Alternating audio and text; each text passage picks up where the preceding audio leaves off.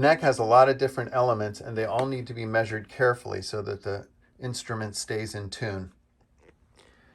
We're going to make all of our measurements first, and I wanted to tell you that something we do here that's a little unusual is that we leave a lot of extra space at the top of the headstock for the students to decorate, as opposed to, say, a traditional style, which is much shorter. So we're going to be making the measurements like this. If you don't want to have a big fancy headstock, you can always trim it down later to something that looks like that. All of the measurements are going to be made from the end of the headstock down. And what we're going to be measuring for here is the location of the tuning pegs. Take a look at the screenshot on the screen right now for the measurements of the headstock. First thing I like to do is I always put a star down here just to remind me where I'm measuring from.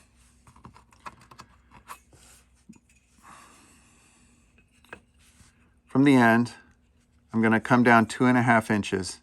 That's going to be the extra headstock area for decoration. The next measurement is going to be to 3 1/4 inches. And the next one is 4.5 inches.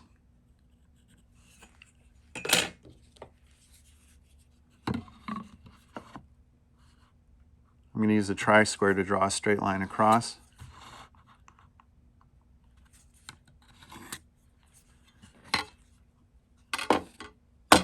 And now I'm going to measure in 3/8 of an inch from each side.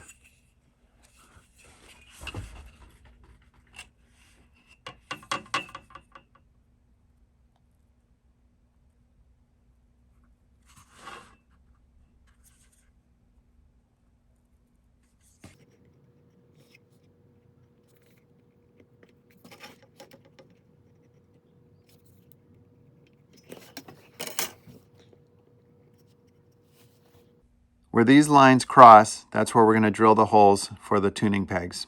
In preparation to drill the holes, use an awl to make a starter dent.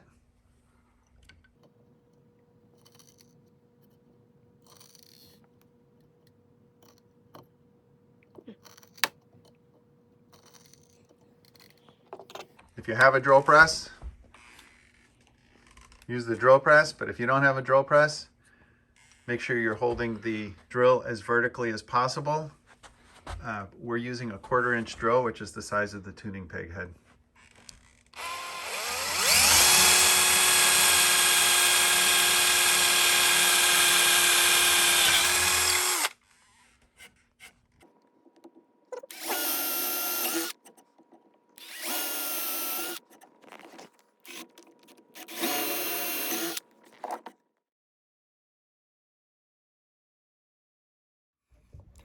Well, we've come to a difficult part in this video because there's a problem in the design with this ukulele that we haven't quite figured out exactly how to fix yet. And the problem is that tuning peg holes, especially the top tuning peg hole right there, if you push it through the back, it's barely sticking up enough out of here to get a string around.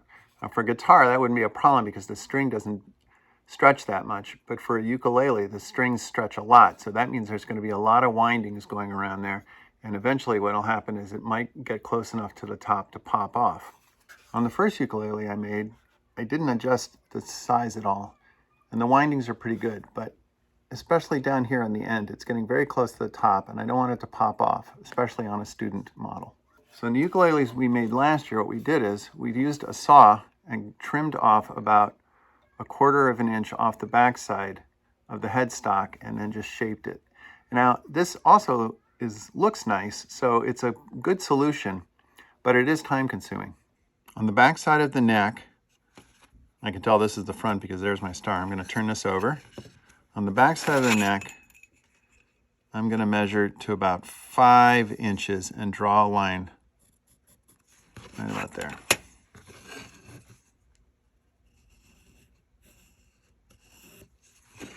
And then here, I'm going to draw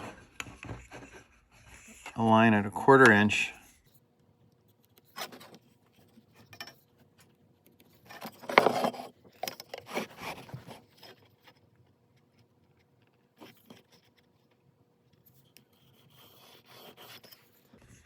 going to saw to about there, and then for this last little bit, I'll use the coping saw to get the angle.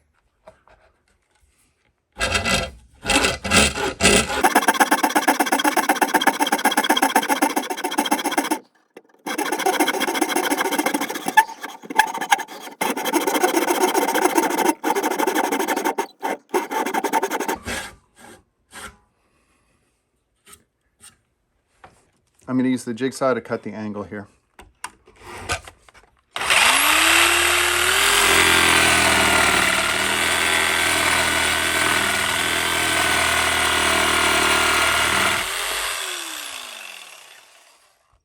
It's not the easiest solution, but it definitely works. The tuning pegs go in. They have plenty of clearance for the string. And once we shape this little butt right there, it's going to look really nice.